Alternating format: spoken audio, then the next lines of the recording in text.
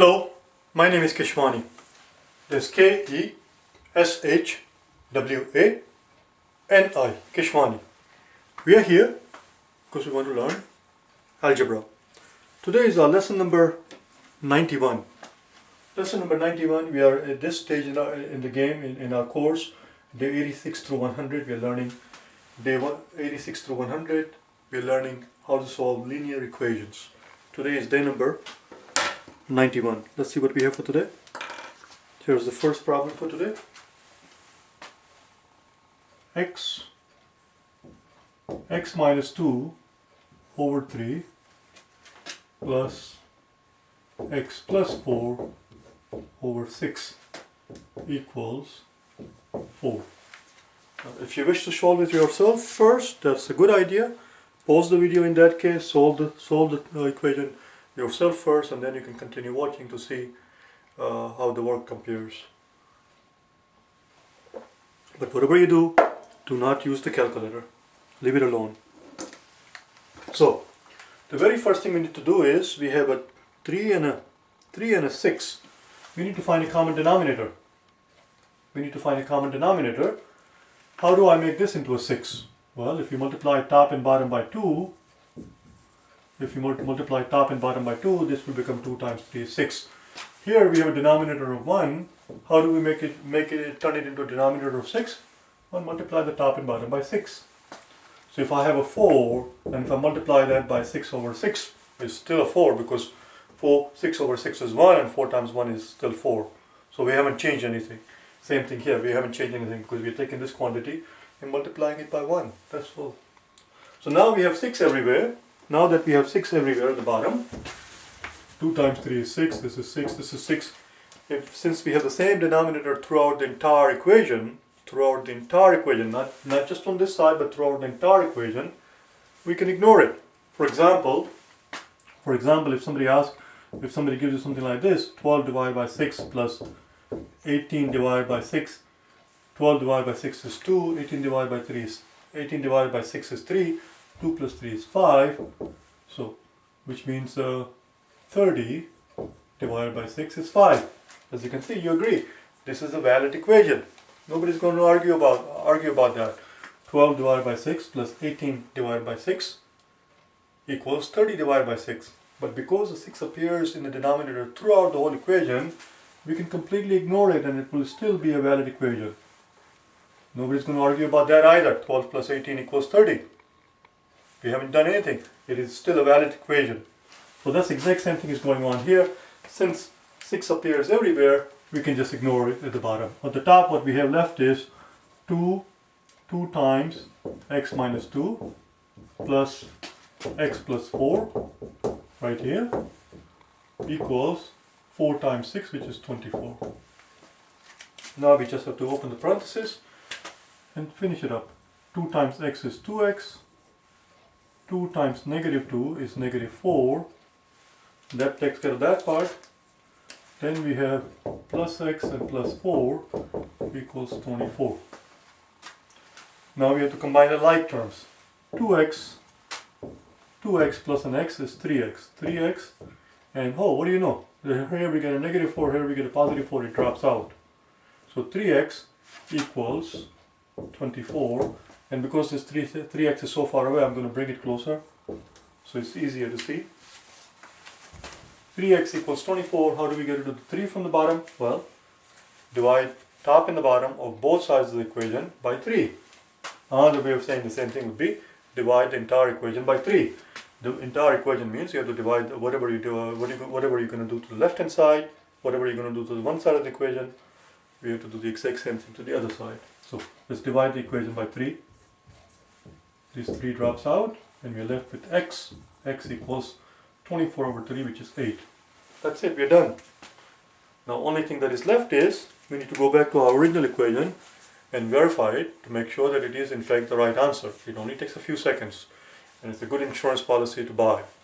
The few seconds that it might cost you in the exam, it's an insurance policy, and it's a good insurance policy because it only takes a few seconds and you have a peace of mind that you did it correctly. So that's what I'm going to do. This is our original equation. I'm going to take out all the stuff that we added to it. So this is gone, This part is gone. Let's put 8, x equals to 8 in there and see if it makes sense. 8 minus 2 is 6. 6 divided by 3 is 2. And here, then we have plus. We have 8. 8 plus 4 is 12. 12 divided by 6 is also 2. And 2 plus 2 is 4. Voila, it checks out. That's all. It checks out. Want to do one more? Alright, let's do one more then. We're done with this one. I'm going to erase it.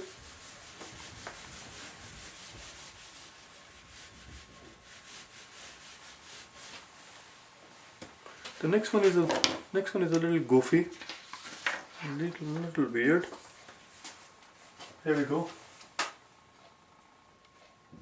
X over 2 plus x over 3 plus x over 4 plus, I'm beginning to see a pattern, I don't know about you, x over 5 equals 15 and 2/5 we are told, 15 and 2/5. Ah, that is a weird one. Well, the very first thing we should do is get rid of this 15 and 2/5, put this as a fraction, it'll be much easier to deal with it. 15 and 2/5. 15 and 2/5. Well, how do I write 15 with the denominator of 5? 15 is same as 75 over, is it? 15 we need. 75 over 5, not 75 over 15. 75 over 15 would have been 5. You see, 75 divided by 5 is 15. And how do I know that 75, how do we know that 75 divided by 5 is 15? Because if you were to divide by 5, how many 5s in a 7? There is only one 5 in 7. The remaining 2 goes and joins this guy and becomes 25. And 25 divided by 5 is a 5. So 75 divided by 5 is indeed 15. So we can write 15. So we can write our 15 as 75 over 5 plus the 2/5. Plus the 2/5. And therefore 15 and 2/5 equals, therefore 15 and 2/5 equals 75 plus 2, 77 over 5. 77 over 5. So replace it, let's replace this guy.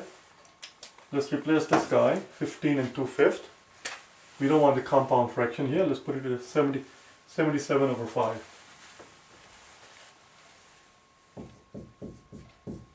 That's the first thing we have to do.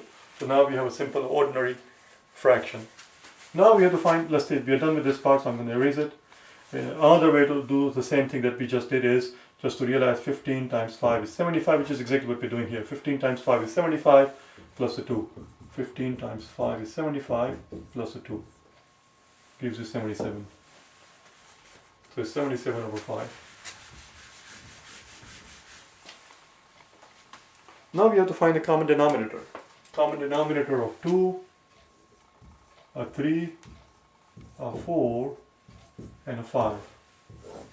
Now I don't know how you guys are taught in your schools in the US, but the common denominator, the quickest and the simplest way to find a least common denominator is to set up your numbers like these and start dividing. As long as you can divide 2 or more numbers, you have to keep on going. So here I see a 2 and a 4, let's divide them by 2. 2 divided by 2 is 1. We cannot divide 3 by 2, so 3 comes down. 4 divided by 2 is 2. We cannot divide 5 by 2, so 5 comes down. That's it, we're done. That's the end of the story. So the common denominator here would be, 2 times 1, which is just 2. So it's just 2 times 3 times 2 times 4. 2 times 3 is 6. 6 times 2 is 12. 12 times 4 is,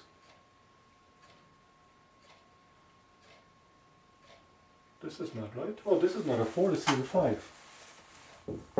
There you go. I'm making complicated for no reason. So 2 times 5 is 10. 10 times 6 is 60. The common denominator is 60. Of course it's 60. Of course it's 60 because all you have to do is 3 times 4, which is 12 times 5. Because when you multiply by 4, we take care of 2. Because whatever quantity that's going to divide evenly into 4 will also divide evenly into 2. So the common denominator is 60. That's our denominator. Now the question is, how do we convert all of these denominators into 60? Well, I shouldn't have written them like this because it's too crowded and I don't have the room. Let's rewrite them. So first one is x over 2 plus x over 3 plus x over 4 plus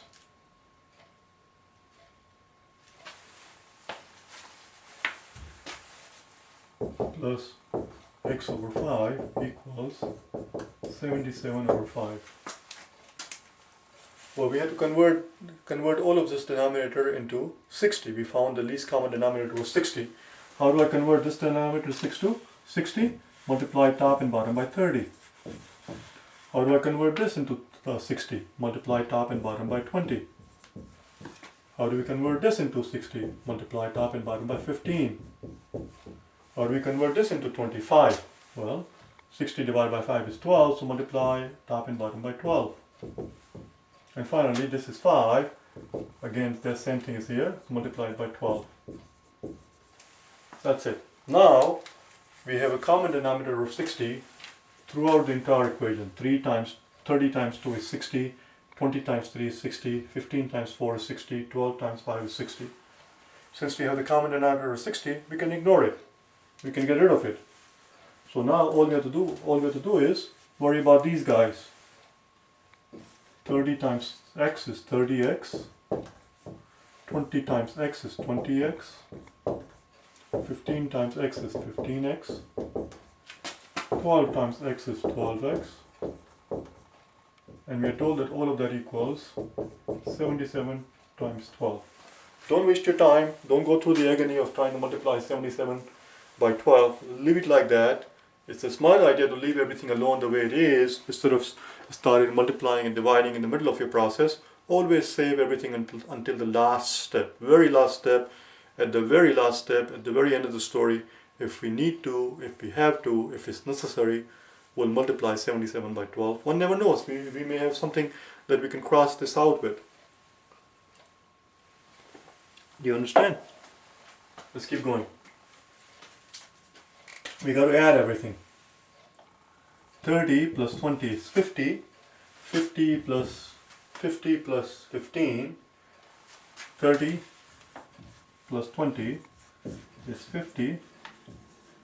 50 plus 15 is 65. 65 plus 12 is 77. Oh, what do you know? We have 77x.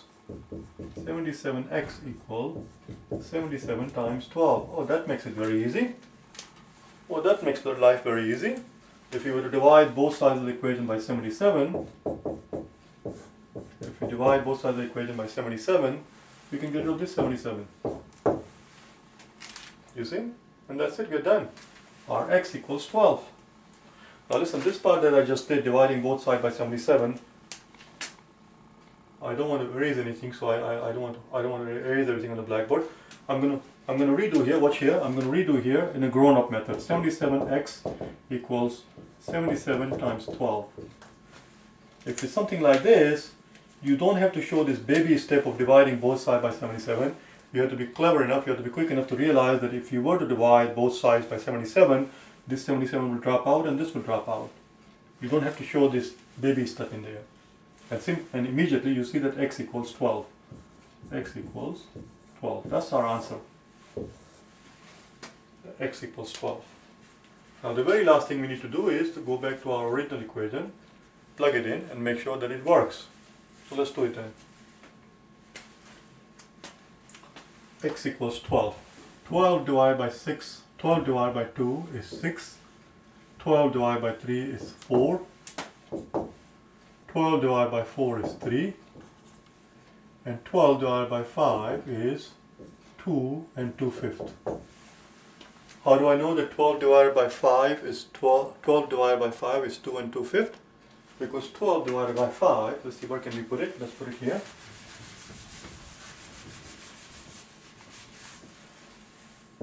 Because 12 divided by 5 is same as 10 divided by 5 plus 2 divided by 5.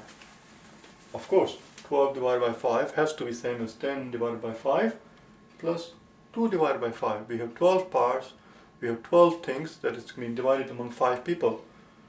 So that gives us 2. 10 divided by 5 is 2 and 2/5. 2 and 2/5 right here. 2 and 2/5. Let's see what we get here. 6 plus 4 is 10. 10 plus 3 is 13. 13 plus 2 is 15. So this better be 15 and 2/5. Is 77 same as 15 and 2/5? The answer is yes. That's what we started out with, if you recall. It was in its original form, which was 15 and 2/5, which we converted into 77/5. So everything works.